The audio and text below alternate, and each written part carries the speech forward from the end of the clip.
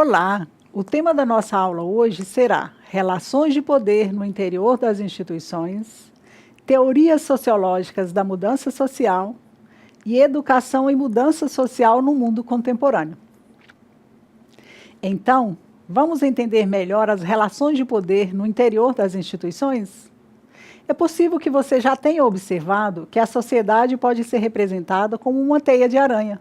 Isso mostra que a sociedade é dinâmica e histórica e, por isso, está em constante transformação em referência às suas normas, regras, costumes e ritos. Se temos como exemplo a instituição familiar, esta não é a mesma que foi no Brasil colonial. O mesmo acontece com a educação e as demais instituições sociais. Isso mostra que as instituições sociais se modificam num processo contínuo e, às vezes, somente perceptível por outras gerações. Nosso ponto de partida neste estudo é a família, primeiro grupo social a que pertencemos. Considerada uma instituição social básica, cuja estrutura pode variar tanto na forma quanto no conteúdo, no tempo e no espaço. De modo geral, a família tem por função a regulamentação das relações de parentesco, da procriação, das relações sexuais, da manutenção e da socialização dos seus membros, seja ela monogâmica, poligâmica ou poliândrica. Ela reflete a imposição da coletividade, bem como a influência da instituição religiosa, num claro exemplo da interdependência. A observação de Baltimore mostra claramente esta influência. Embora o mundo esteja muito mais próximo da guerra nuclear, códigos religiosos e morais raramente deram às disposições econômicas e políticas a mesma atenção que dão ao comportamento sexual e à família. Observe que nos tipos de família citados anteriormente, utilizamos como base a relação sexual e afetiva entre homens e mulheres para estruturar o conceito em questão. Embora essa referência venha se mostrando cada vez mais limitada quando a utilizamos para analisar a variedade de arranjos familiares que encontramos na atualidade. Quem de nós não conhece ou assistiu a uma telereportagem tratando de famílias homoparentais, em que o casal é formado por pessoas do mesmo sexo, monoparentais, em que são formadas apenas por um dos pais, ou anaparentais, em que não existe casal ou presença de ascendentes? São as novas configurações familiares que encontram respaldo na Constituição de 1988, na medida em que esta pauta pelo princípio da dignidade da pessoa humana. Como sugere Giddens, as mudanças que se operam em nossa intimidade são a maior revolução em curso na atualidade. De um modelo de família tradicional, predominante em boa parte do século XX, de caráter econômico, extensa, baseada na assimetria de poder, dominada pela lógica do sexo para a reprodução, caminhamos para uma variedade de configurações que, guardando as devidas diferenças, estão orientadas pelo que Giddens entende ser o tipo ideal de uma democracia das emoções. Portanto, as mudanças operadas no modelo tradicional de família para os arranjos atuais também trouxeram desafios e acabaram exigindo uma nova resposta da sociedade. Podemos observar o caso das famílias nucleares, marcadas por um forte processo de individualização. No modelo tradicional de família, as transferências de apoio aos membros necessitados recaía preferencialmente sobre os ombros das mulheres, como uma responsabilidade natural, e em muitos casos ainda é assim em vários lugares do Brasil. Porém, com o aumento da participação delas no mercado de trabalho, cria-se a necessidade de se rediscutir a solidariedade entre os membros da família, assim como a responsabilidade do Estado na oferta de creches, escolas, postos de saúde, abrigos, etc. Vejamos agora a instituição escolar. Embora, ao pensarmos em educação, pensarmos na escola, é preciso destacar que a educação é mais abrangente que a escola, pois pode acontecer dentro ou fora do espaço escolar, de maneira sistemática ou assistemática. Refletir e analisar a escola enquanto instituição é entendê-la como espaço de regras, normas, costumes, entrecruzamento de culturas específicas e, evidentemente, marcado por tensões nas relações sociais ali estabelecidas. Por esta razão, a escola pode ser pensada também como um lugar de disputa de poder. Uma disputa que se mostra em vários momentos, seja na eleição da direção, na duração do intervalo entre as aulas, na escolha dos horários e das turmas, nas relações com os dirigentes e os alunos, na escolha dos currículos, entre tantos outros. Segundo Silva, no caso dos currículos, podemos dizer que não existem currículos neutros. Eles sempre são frutos de disputas sobre o conhecimento ideal para formar o ser humano ideal, para agir idealmente em determinada sociedade. Pesquisa realizada em comunidades de site da internet mostra que as respostas mais recorrentes à pergunta "Como? Você vai ser professor?", dentre muitas outras, encontramos: "Nossa, mas você podia ter feito medicina, tão inteligente. Ah, você é novo, depois faça alguma coisa que dê dinheiro. Já que você teve a oportunidade de estudar, deveria ter escolhido algo que desse fruto. Veja o exemplo do seu primo." Será que algum de vocês já se deparou em algum momento com algumas dessas respostas quando decidiram ser professor? Provavelmente sim. Isso mostra que, ao contrário do que ocorria nos primórdios da República, o magistério se apresenta como uma profissão bastante desvalorizada e de baixo status social. Por outro lado, foram encontradas muitas comunidades referentes à relação das crianças e adolescentes com a escola. Uma delas, num tópico em que se pergunta: por que você ama a escola e odeia estudar? A maioria das respostas foi a seguinte: porque os brothers estão lá para nós zoar, ou para bagunçar, resenhar, porque tem os gatinhos para zoar, pegar as minas. Alguma novidade para quem trabalha na educação básica? Na maioria das mensagens, fica evidente a importância da escola como espaço para o encontro com os amigos, fazer as zoações e realizar as paqueras. Por outro lado, se entrevistássemos os pais, professores, pedagogos, especialistas, certamente as respostas para a importância da escola poderiam passar por caminhos como ensinar a ciência, ajudar o aluno a ser alguém na vida, fazer o aluno passar no vestibular, desenvolver o potencial das pessoas, dentre muitas outras.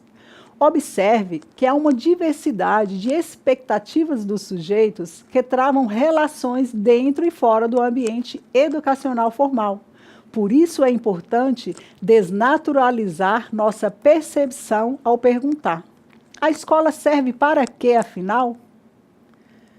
Os três grandes autores clássicos da sociologia, cada qual à sua maneira, empreenderam estudos sobre a educação. Durkheim e Weber tiveram uma preocupação mais sistemática e escreveram diretamente sobre o tema. Por outro lado, nos escritos de Marx, a preocupação com a educação se insere em seus trabalhos numa clara percepção da mesma enquanto difusora da ideologia dominante. Para Durkheim, a educação é a ação exercida pelas gerações mais antigas sobre os que ainda não estão prontos para a vida social. Seu objetivo é despertar e desenvolver na criança os estados físicos, intelectuais e morais exigidos dela pela sua sociedade, de modo geral, e pelo meio ao qual está especificamente destinada. Ele defende a necessidade de uma educação básica comum a todos os membros da sociedade, pois, a despeito da diferenciação promovida pela divisão social do trabalho, é preciso compreender que sempre existirão crenças e valores comuns que devem ser transmitidos para todos. Neste sentido, de acordo com a teoria durkheimiana, compreende-se que a educação possui dois momentos essenciais. Primeiro, Uma educação básica comum a todos, com a finalidade de transmitir valores e crenças comuns. E o segundo, tendo em vista a diferenciação, a educação deve ser vista como um meio para adequar as crianças ao seu meio social. Portanto, pode-se dizer que o papel que cabe à educação é o de concorrer para o processo de socialização a partir da reprodução dos padrões estabelecidos. Por outro lado, na perspectiva weberiana, a educação pode ser vista como um meio de distinção, de obtenção de poder, dinheiro, honras e status, levando-se em conta o processo de racionalização, seleção social e burocratização que consagram o mundo moderno, direção para a qual caminha a sociedade. O Estado moderno aparece sobre o domínio cada vez mais especializado do que Weber denomina de dominação racional legal. O Estado moderno aparece sob o domínio cada vez mais especializado do que Weber denomina de dominação racional legal. Uma educação baseada na maneira de restringir e monopolizar alguns dos postos de trabalho àqueles que possuem títulos educacionais, numa clara expansão dos especialistas em detrimento do antigo homem, culto, um homem obediente à dominação racional legal. Deste modo, podemos afirmar que a educação em Weber extrapola a ideia de que ela seja a preparação do indivíduo para a manutenção da ordem social. Já Karl Marx não tem a educação como seu objeto de pesquisa, e sim a sociedade capitalista. Para ele, as classes fundamentais do capitalismo são os proprietários dos meios de produção, que é a burguesia exploradora, e o proletariado, que são os explorados, que se caracterizam pelo antagonismo, pela oposição e pela complementariedade. Uma dominação se constitui por um duplo processo de expropriação, pois a burguesia retirou do trabalhador duas coisas: os meios de produção e o saber fazer. Sob o domínio do capital, o trabalho assume caráter alienado e passa a ser percebido como uma atividade fora do controle do trabalhador. A esse processo de alienação se junta a fetichização, que implica no não reconhecimento do trabalhador individual, da mercadoria como parte do seu trabalho, na divisão social do trabalho. Você deve estar se perguntando o que tudo isso tem a ver com a educação. Para Marx, não existe uma educação neutra. A educação escolar sistemática, ela é compreendida como uma forma utilizada pelos dominadores para perpetuar a exploração de classe, disseminando a ideologia dominante para tornar natural entre os operários o modo burguês de viver. Por outro lado, por contradição, essa mesma escola foi pensada como um importante instrumento para a realização da emancipação humana. Marx via na escola a possibilidade de romper com a visão entre trabalho manual e intelectual. Por isso, julgava contraproducente a escola em tempo integral, bem como se colocava contra a escola pública patrocinada pelo Estado. Para Marx, o Estado só poderia inculcar os valores dominantes e perpetuar a exploração, por entender que este é um estado da classe dominante. Essa conjunção, em conformidade com seu pensamento, era mais eficiente porque, conjugando o trabalho e a educação, ela formaria um novo homem, capaz de livrar a nova geração do caráter unilateral imposto pela divisão do trabalho. Por fim, não temos uma resposta fechada para a pergunta que fizemos, pois a escola será aquilo que os homens quiserem que ela seja, a partir do conhecimento da sua interdependência com as outras instituições e com o paradigma predominante numa época. Em cada contexto, a escola foi dominada por uma dada concepção, religiosa, humanista, civilizatória, tecnológica, libertadora, etc. Muitas pessoas acreditavam nessas diretivas e lutaram por elas. Muitos não acreditavam e lutavam contra elas. E você? tem uma concepção sobre para que serve a escola? Você luta por ela? Consegue perceber a concepção de educação que prevalece na sua escola? Pense nisso.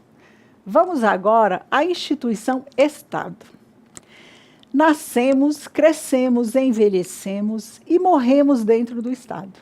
É praticamente impossível fugir desta instituição. Você já parou para observar quantos documentos nos são cobrados nos mais variados momentos de nossa trajetória de vida? E o número de impostos pagos direto ou indiretamente? Ao longo da história do pensamento político, diversos autores dissertaram sobre a natureza geral dessa instituição chamada Estado. Vamos conhecer algumas delas? Uma matriz muito difundida entre nós é a matriz denominada de jus naturalista, onde os homens concordaram em transferir seu poder para o Estado em troca de proteção para a vida, do exercício da liberdade e da defesa da propriedade. Nesta matriz, em menor ou maior grau de aproximação, estão associados autores como Thomas Hobbes, John Locke e Rousseau. Um dos mais importantes legados de Locke foi a defesa das garantias das nossas liberdades individuais e a preocupação em colocar um limite no poder do Estado. Já Rousseau foi a defesa da prevalência da vontade da maioria e o papel da liberdade na educação do ser humano. Por outro lado, na direção contrária dessa visão contratualista do poder, se encontra a análise de Marx. Para ele, não houve nenhum suposto contrato de indivíduos em busca de proteção. O que explica a existência do Estado é a defesa da propriedade privada e a manutenção das diferenças materiais entre as classes sociais. Ele afirma que, onde quer que tenha existido, ao longo da história, o Estado funcionou como um instrumento nas mãos dos proprietários dos meios de produção. Para Weber, independente da base em que se sustenta, o poder é a oportunidade existente de, numa relação social, você impor a sua própria vontade aos demais.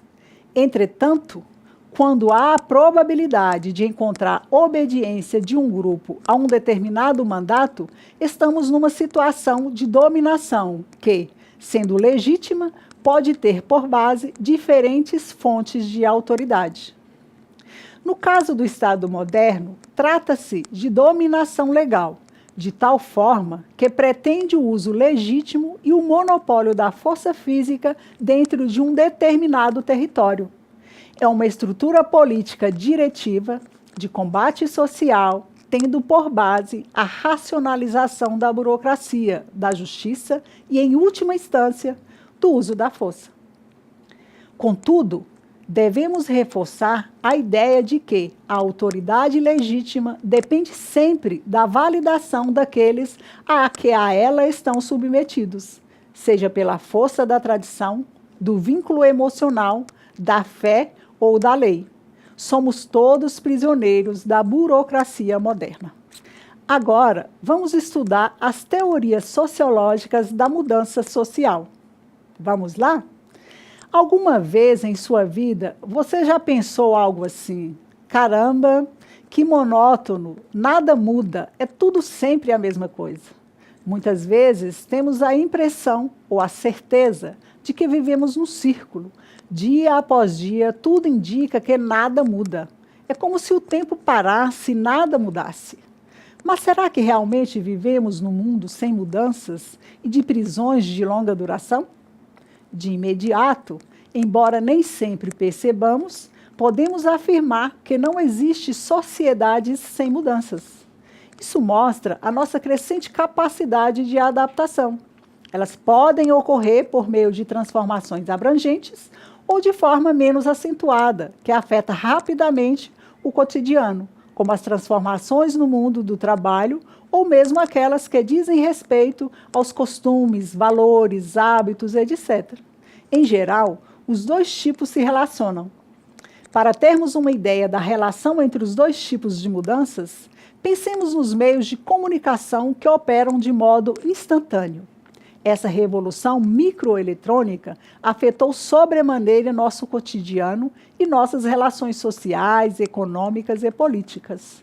Embora nem todas as modificações são rapidamente percebidas, é bom ter o cuidado de não interpretar qualquer mudança como sinônimo de bom ou de avanços, pois ignorar a importância das permanências das tradições seria um equívoco perigoso.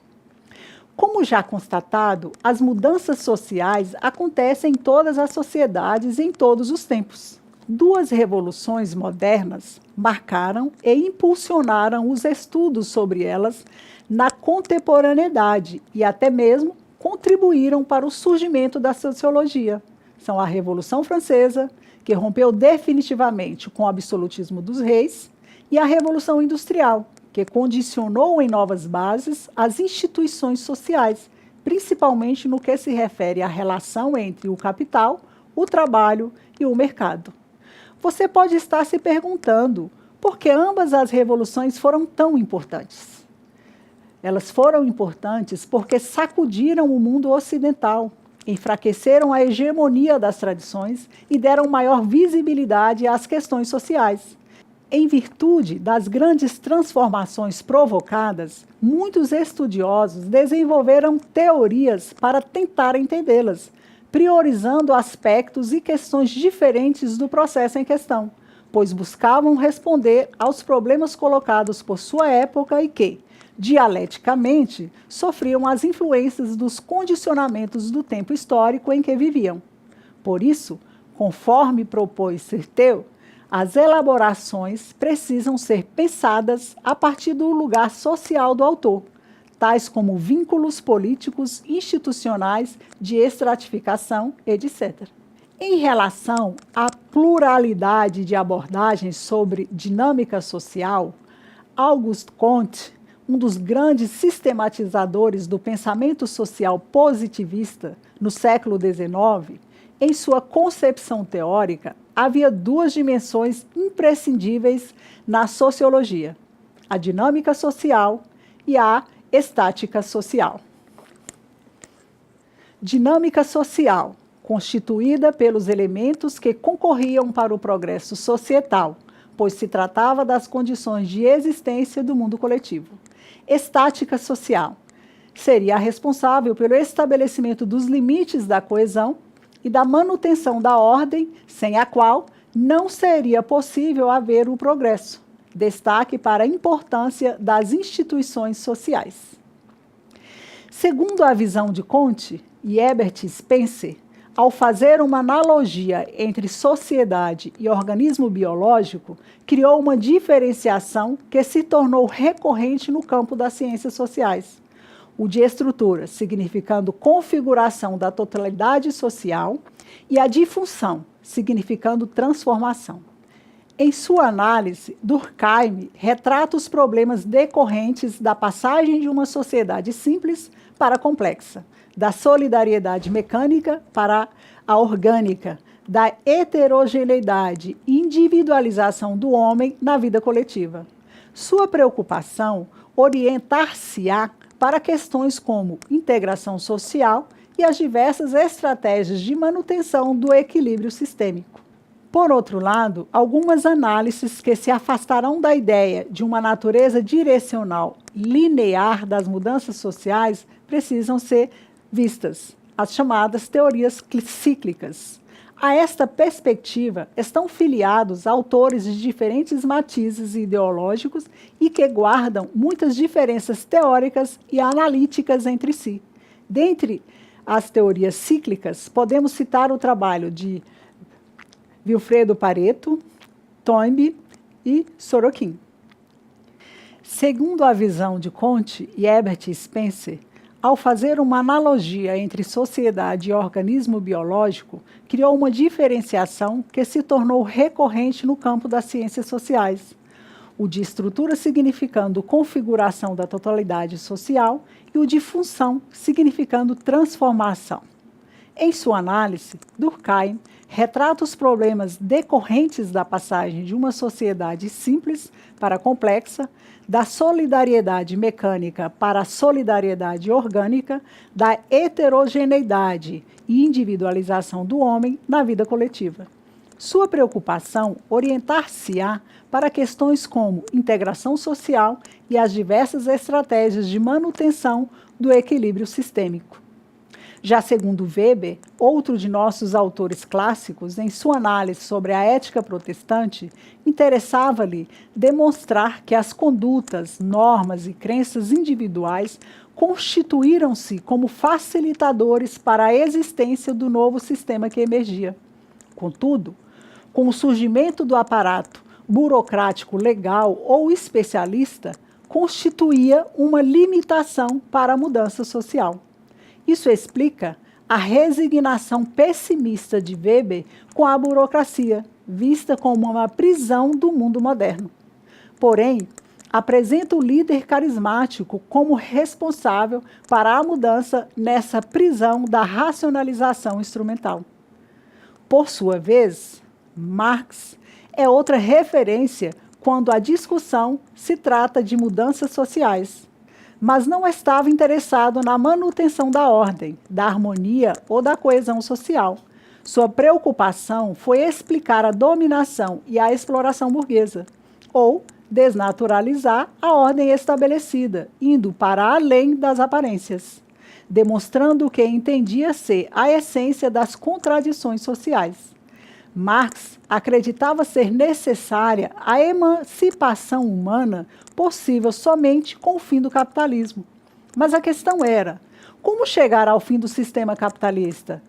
Em resposta, acreditava que o seu fim chegaria através da luta de classe, especialmente pela conquista do Estado, e que somente a classe operária colocaria fim ao sistema capitalista, porque esta não tinha nada a perder, e, por consequência, levaria à emancipação de toda a sociedade.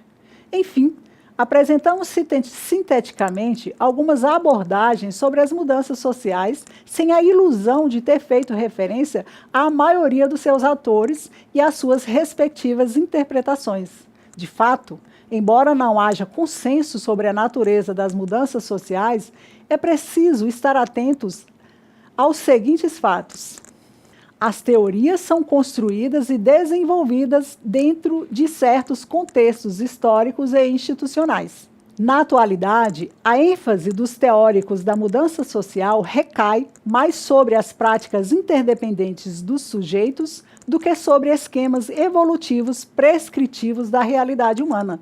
A sociedade deve ser entendida como processo e não como uma entidade reificada.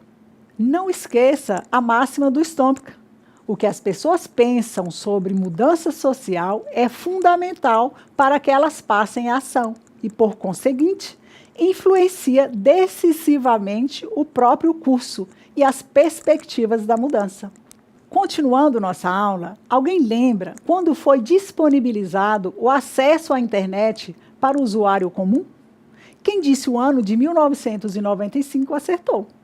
Nesse período, essa possibilidade causou um verdadeiro desconforto entre as instituições que se sentiam responsáveis pela formação das crianças e dos adolescentes. Vários debates foram realizados e muitos profissionais ligados à área pedagógica debateram sobre as supostas consequências que o uso da informática poderia trazer para as famílias e a escola no Brasil, sempre com defensores e algozes.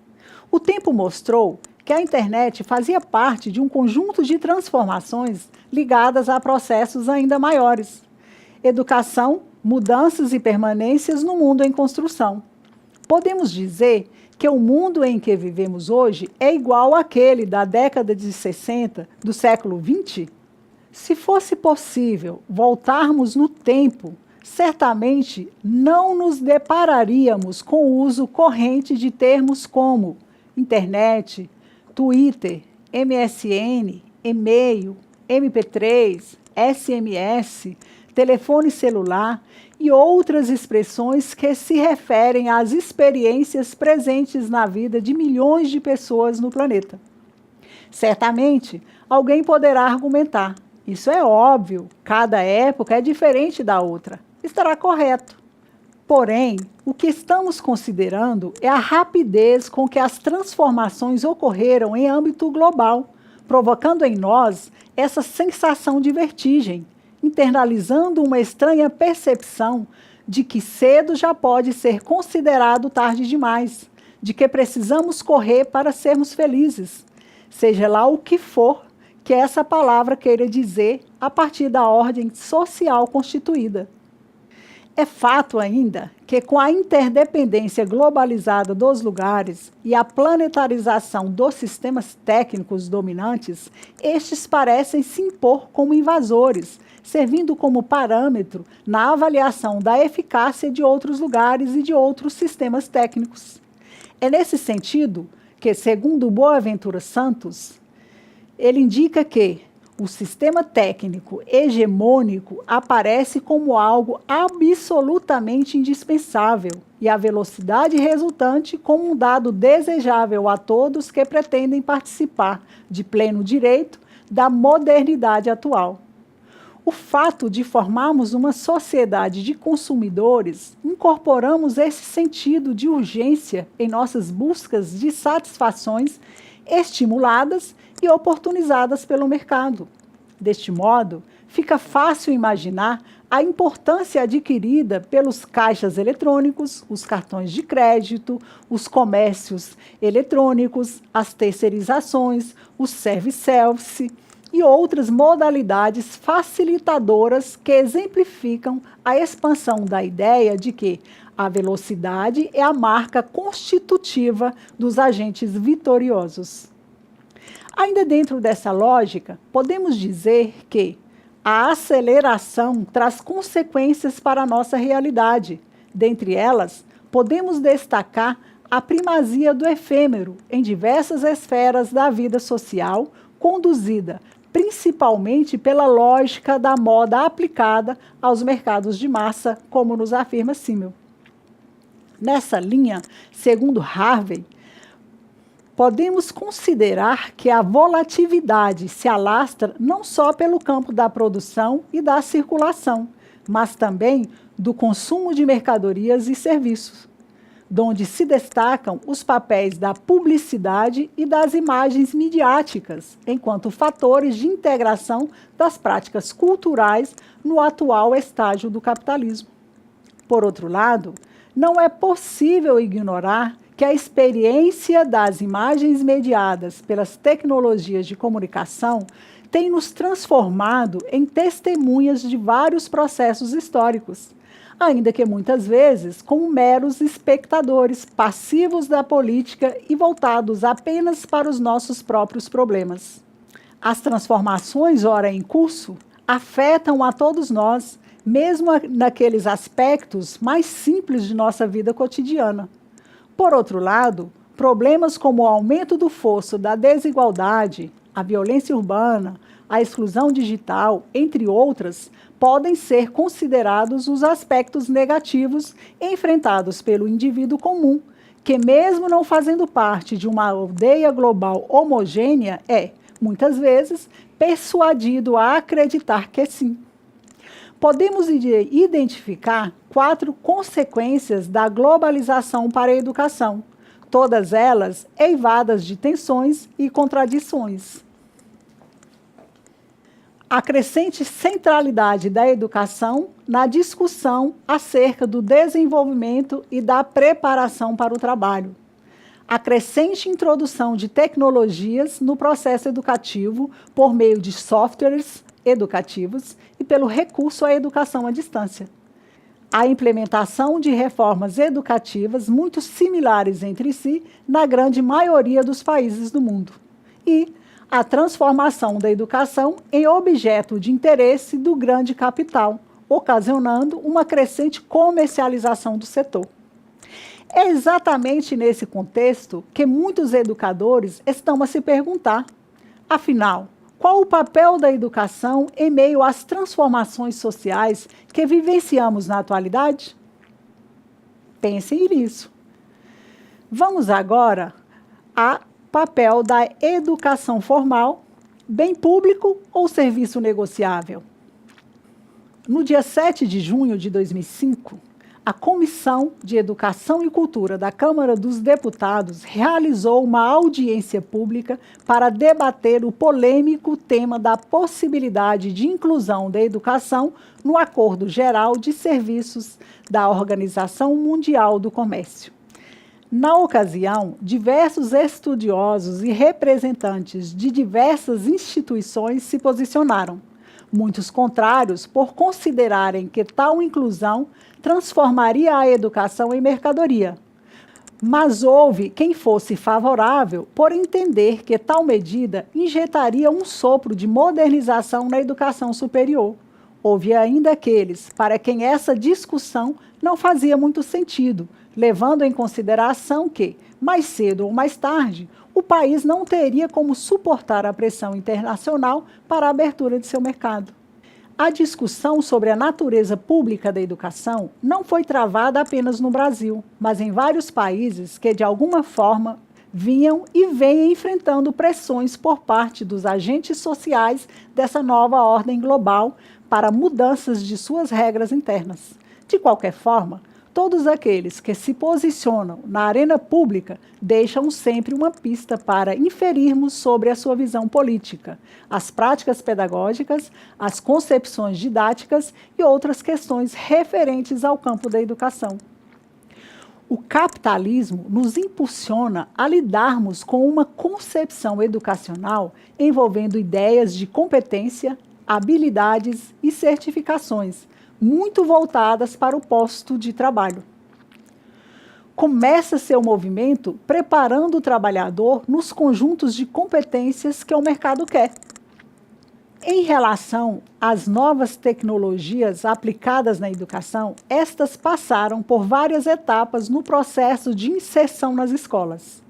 A primeira delas foi levar computadores para todas as escolas, mas não deu certo. Em função disso, a etapa seguinte foi formar os educadores para as novas tecnologias.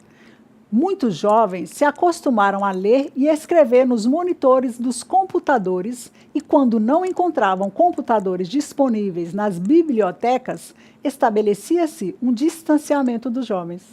Não se trata de dizer que hoje não se lê mais, mas é que se lê de outra forma.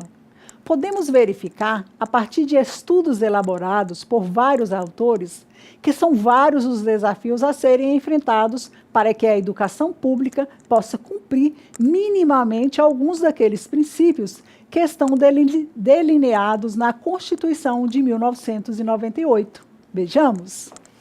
A universalização do ensino, o apoio para os alunos permanecerem na escola, garantia dos padrões de qualidade, valorização dos profissionais da educação e a promoção do conhecimento científico, humanístico e tecnológico.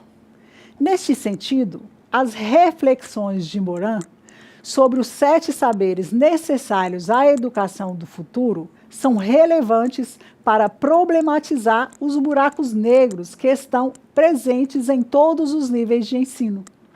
Neste mundo de transformações, segundo Morin, precisamos estar atentos ao fato de que todo conhecimento é uma reconstrução, uma elaboração que busca se aproximar ao máximo da realidade, mas não deve ser confundido como se fosse ela própria. Portanto, qualquer diagnóstico acerca das mudanças sociais na atualidade deve ser pensado também em termos do que comporta de erro e ilusão. É fato que muito do que se aprende na educação formal, por estar descontextualizado e retalhado pelas disciplinas, acaba caindo no que Morin chama de buraco negro do esquecimento. Ele fala que não se trata de subestimar a importância que os conhecimentos disciplinares produziram ao longo do tempo, mas de entender que eles devem ser pensados a partir da perspectiva do contexto em que se situam. Outra dificuldade recorrente é a nossa identidade humana, que é ignorada pelos currículos e pelas práticas escolares. Isso significa dizer que temos uma dimensão biológica, cultural, social cósmica. Portanto, a nossa formação depende de contribuições que não podem estar limitadas às ciências formais. Por isso, a literatura, o teatro, a música, a dança, as telenovelas, a poesia são imprescindíveis para que possamos lidar com a complexidade da nossa existência. Enfim, fizemos um apanhado muitíssimo sintético do que foi proposto por Morin para a educação do futuro. Mas, como ele mesmo diz que não temos futuro e nem a certeza de vir a tê-lo, mais do que nunca é necessário colocarmos algumas dessas ideias em prática.